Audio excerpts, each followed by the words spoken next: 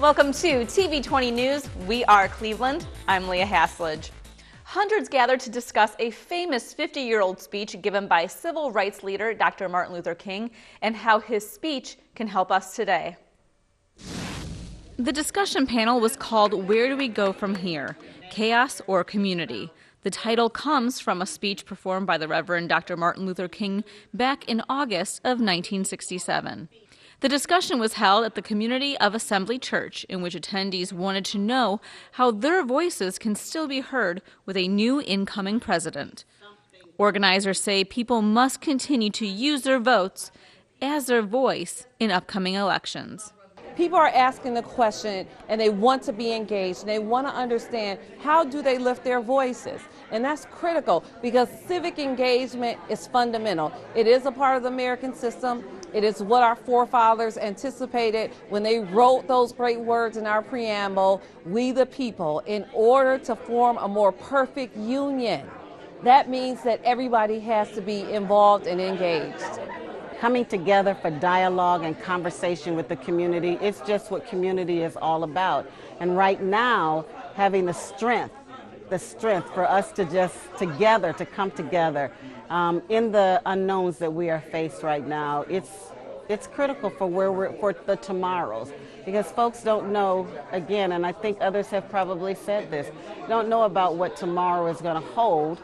Organizers say that there will be more discussions in the future to try and keep the public informed about our current political climate. The Cleveland Division of Police received a very special honor from the Rotary Club of Cleveland at a recent luncheon, and Club President Julie Brohard says this award has everything to do with the police department's work in the community. Our Community Service Award is to a group that amplifies the service above self. And so this year we're giving it to the Division of Police for all of the good works they did last year, and particularly the way they handled all of the crowds last summer. Accepting the award on behalf of the Cleveland Police Force was City of Cleveland Chief of Police Calvin Williams, who was the man of honor at the luncheon. I'm glad that the Rotary Club saw fit to recognize the entire division because although I am the face of the Division of Police, there are 1,500 men and women, over 300 civilian employees that do an excellent job for us day in and day out, so that I can come here before you and accept an award. Since 1910, the Rotary Club of Cleveland has been working to serve the community in a multitude of ways. We're a group of professional business people, and we go out and do good in the community, helping people as we can, helping children, helping feed children. We are providing pack and plays for children at the Salvation Army homeless shelter. We go out in the international community to help give polio vaccines. We've gone around the world, and Rotary International is helping to eradicate polio in the world. To learn more about what the Rotary Club of Cleveland is doing in your community or to become a member, visit their website at rotaryclubofcleveland.com. Some members of Cleveland's finest were in Washington, D.C. for the inauguration of the 45th President, Donald Trump. These are photos of the Cleveland Police in action in Washington, D.C. The CPD was contacted by the Capitol's Metro Police to help them with security during this year's inauguration. The Cleveland Police were part of a 3,100 police officer force from departments from all over the country. We were sworn in as U.S. Marshals, and the great thing was the Secret Service that spoke to the group of 3,100 before we were sworn in actually gave a little shout out to Cleveland, saying that they had come to Cleveland to watch how we handled the RNC. What a great job we did, and they based some of the things they did at the inauguration based on what we did here in Cleveland. This wasn't the first time members of the CPD have been called to duty at the Capitol for an inauguration. Some members of this police squad have been to 3 inaugurations. Firefighters in the Cleveland Division of Fire just received a new tool to help keep them safer while working out in the field. At a press conference, Fire Chief Angelo Cavillo made the announcement. The division has received 100 tactical ballistic vests, bringing a total of 200 since July of 2016. This latest deployment will provide a ballistic vest for all assigned suppression positions.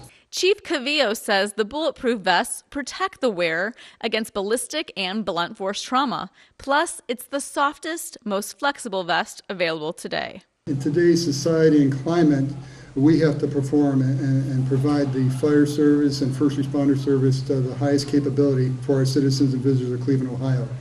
With this protection, it will allow us to go ahead and perform that. All the engine companies in the city currently have and are utilizing these vests. The Cleveland Fire Department recently received a new fire truck that will help fight fires and protect people's homes in the Lee Harvard neighborhood. It's called the 2016 Rosenbauer Command Fire Engine, and it's a dual-stage pumper truck capable of delivering 1,500 gallons of water per minute. The new number 6 fire truck is now at its new home at Fire Station 6 on Harvard Road. The new fire engine is part of the city's plan to upgrade fire trucks in areas that need it most. The division's newest fire engine pumper has new lighting and technology to help firefighters get to the scene to battle a fire quicker and more safely. Well, because it's a brand new pumper, it's going to make it to those calls. We're not going to have any issues or situations where it's not going to respond. It will be there. It will provide the service that pumpers do as far as providing those 1,500 gallons per minute, putting the water on the fire, responding to those first responders in a timely fashion. Our fire department prides ourselves on response time. We can get to that fire within 4 to 6 minutes, depending on the station location. In this Lee Harvard Avenue, the southeast quadrant of the city of Cleveland, we are going to provide that service to the utmost excellence of our fire division that we always do. The new fire engine is part of the $100 million bond issue approved by the mayor and the city council back in January of 2015.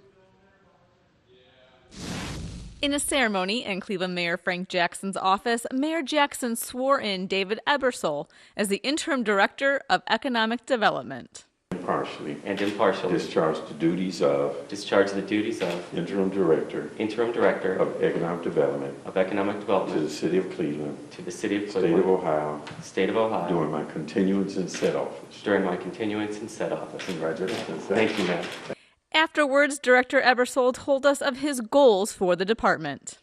Well, the department's goals really is to help to further that innovation that we're seeing in Cleveland, especially in developing areas like the Health Tech Corridor, and working with our hospitals, universities, and other institutions to help growth in health and technology, which is a big field for us, as well as working within our neighborhoods and doing place-based focused economic development to help create jobs, expand retail options, and create employment opportunities. TV20 would like to congratulate Mr. Ebersole on his new position and wish him the best of luck. For the City of Cleveland, 2016 was celebrated as the Year of Transportation, courtesy of the Mayor's Office of Sustainability. This year, as part of the office's 10-year initiative to create a vibrant green city on a blue lake, Cleveland will be celebrating the Year of Vibrant Green Space. So what does that really mean? To find out, we spoke with Cleveland's new Chief of Sustainability, Matt Gray, at their kickoff event at City Hall. All right, so when we think about vibrant green space, we think of space and it's accessible and it's active public space that really connects people to place, it connects people to nature, and it connects people to each other. There are many benefits to increasing vibrant green spaces in the city, says Gray, the biggest benefit being health. When you have vibrant green space in a neighborhood, it's a great opportunity for people to get out, right, move around, get healthier. And also, it literally cleans the air. Green space, trees clean the air, so it's good for people in that respect. And it's also aesthetically, psychologically, green space is good for us to be around day to day. The kickoff to the Year of Vibrant Green Space brought many vendors and organizations to the rotunda of Cleveland City Hall to promote their own programs, events, and products that support this year's initiative. One of them is a group dedicated to using the green space to bring communities together. So we've been working with the City of Cleveland, with the sustainability of Cleveland, and we're working to help promote community gardens and urban agriculture throughout the City of Cleveland. And we work with a lot of different community gardeners and urban farms throughout the city and throughout the county. So community gardening, first and foremost, builds community. So people are able to get together and work around a common goal of usually feeding themselves, their family, and then also their neighbors. Community gardens have all sorts of different types of people. It could be block clubs, it could be churches, youth groups, and with the City of Cleveland's community gardening program that's a partnership with Extension, we provide them plants, seeds, soil, lumber, different materials to help get them started. For more information on the Office of Sustainability's Year of Vibrant Green Space initiative, visit sustainablecleveland.org. We'll be right back with more TV20 News. Thanks for tuning in to TV20. We are Cleveland. You think getting dumped by text is harsh? Try getting dumped by a tennis ball. My ex-owner drove me out to the woods, yelled fetch, and by the time I brought the ball back, he was gone. Yeah, I was pissed. But the folks at the shelter helped me let go of my anger. I learned coping skills, like taking it to the hole. Boom! Now I'm ready to fetch again. But how about I throw and you run and get it?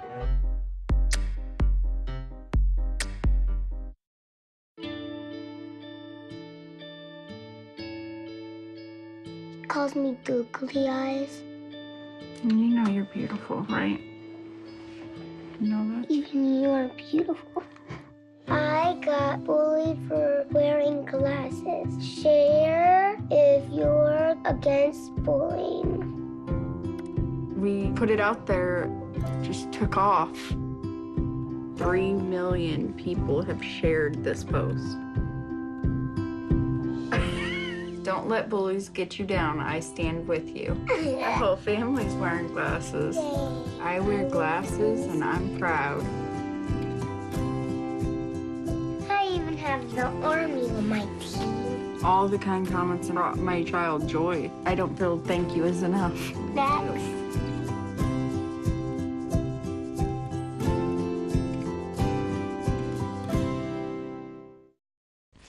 Welcome back to TV20 News. We brought you the story of A Place For Me, an organization in Cleveland that serves as an advocate for homeless youth. At the time, the organization was one of a handful picked in the nation to partake in the 100-Day Challenge, which sought to house 100 homeless youth in 100 days. Recently, the organization held their annual Youth Homelessness Symposium at the Global Center for Health Innovation. We have about 130 people here today from many different public systems and organizations that work with vulnerable and at-risk youth in our community. In addition to local leaders, we also have state leaders and national partners in the effort to prevent and end youth homelessness. So this is really an opportunity to come together and celebrate the success of the 100-Day Challenge, but also really think with an eye toward the future about building continued momentum for keeping the effort going moving forward. Kate Lodge, Executive Director of A Place For Me, was more than eager to talk about the outstanding results from the 100-Day Challenge. Well, we're really excited about being able to say that we exceeded our goal. We had a goal of housing 100 youth in 100 days, and we housed 105. And the team really pulled together, and we were able to do that with intense, close working across silos. So, mental health and child welfare and housing all coming together. So really exciting, and we're thrilled that we exceeded our goal. Even though 105 youths found homes, this is just the tip of the iceberg, says Lodge. So we can't rest on our laurels. There's no just relaxing now, whoa, we've got them housed. We identified way more youth than we actually housed. So 237 were identified and assessed through this process.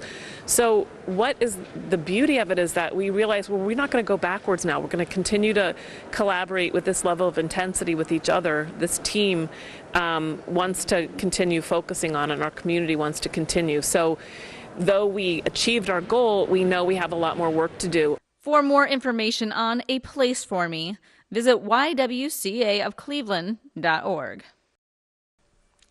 You can watch the story of A Place For Me on our TV20 YouTube channel and make sure you subscribe. Now, are your electric bills too high? Well, there was a seminar to help you save money on your next bill. It's called the Energy Assistance Expo. Local politicians put together an informational fair so people could come in and get some answers on how they can conserve energy and save on their bill, plus how to get more information on various assistance programs being offered. Organizers say people need to take advantage of these expos because they can learn more about programs that will help them lower and manage their energy bill, especially in the winter months when it gets very cold outside. There are people in the companies in the state of Ohio that provide very low rates for you for your gas and electric services, but most people don't know that. Most people believe that they have to pay whatever a utility company gives them, and that's not true. If you're having problems with your home and your furnace is out or you need insulation, those programs are free for most people in this state. And if you need help, come get help. You know, bills can get expensive and people don't know necessarily all the resources that are available to help support families that are in need. And so we really came together getting the various organizations that help consumers and constituents navigate through all the paperwork. They can answer any questions that they may have and really help you understand the resources that are available to help you supplement just the bills that you may not be able to pay for your stuff. If customers have questions about their bill or need further assistance, contact Senator Sandra Williams' office at 614-466-4857. Just in time for Valentine's Day, bring home some love with a new pet this month. Cleveland Animal Care and Control has joined forces with Best Friends, No More Homeless Pets Network, to kick off a new campaign to adopt a new pet to add a little love to your life this Valentine's Day.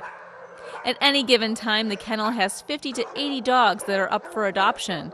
So from February 1st till February 14th, for the special price of $14 plus $21 for a license, you can bring home one of these sweet animals looking for a family to love them. We're trying to spread the love. We've got awesome city dogs here at the kennel that are up for adoption. I mean, every day we're working really hard trying to find great outcomes for them all. And Best Friends has been a huge supporter of ours to help us try to get these dogs into good homes. So, just for $35, you can adopt and rescue a dog from the city's Animal Care and Control. Remember, the adoption deal includes that your pet will be spayed or neutered, it will be microchipped, plus you get a dog license as well. That's a great deal, and for that low price, you can have an awesome city dog and make it a part of your family. And thank you for bringing us into your home and part of your family and watching TV20 News. We are Cleveland. I'm Leah Haslage. Up next, we're going to have Christian Patterson with the Inside Sports Report.